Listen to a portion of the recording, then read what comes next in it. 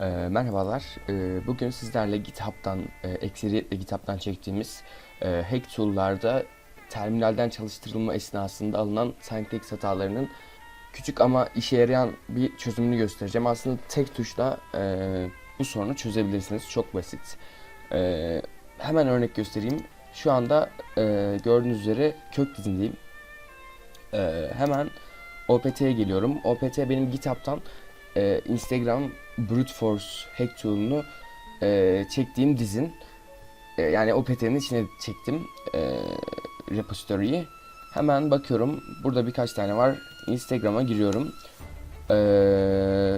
Bu script'i kullanıyor musunuz, kullanmayı biliyor musunuz bilmiyorum ama olay şu şekilde. Öncelikle word listleriniz var, 2-3 tane. Önce Instagram py dosyasını çalıştırıyorsunuz. Akabinde hangi hesaba saldırmak istediğinizin kullanıcı adını yazıyorsunuz. Saldırmak istediğiniz hesabın kullanıcı adını. Sonra da deneme yapması için gerekli olan word listi veriyorsunuz ve brute force işlemi başlıyor. Yani şu şekilde bir kullanım var aslında. GitHub'da yazan bu ya da internet örneklerinde gösterilen bu. Python Instagram py sonra kullanıcı adı. Ben kendi Instagram'ımı giriyorum. Ve word list. Benim word listim hazır zaten. İlge word list diye şurada bakın gördüğünüz üzere dosyanın içinde mevcut.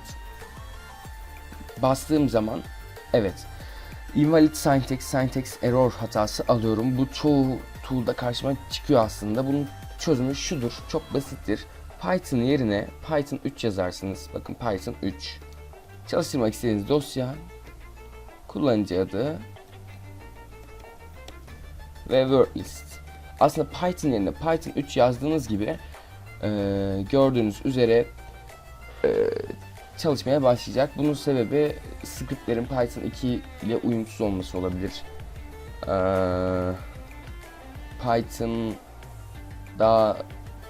ki artık terminal ve Python arasındaki bir bağlantı ve uyuşmazlıktan bir çakışmadan ötürü olabilir.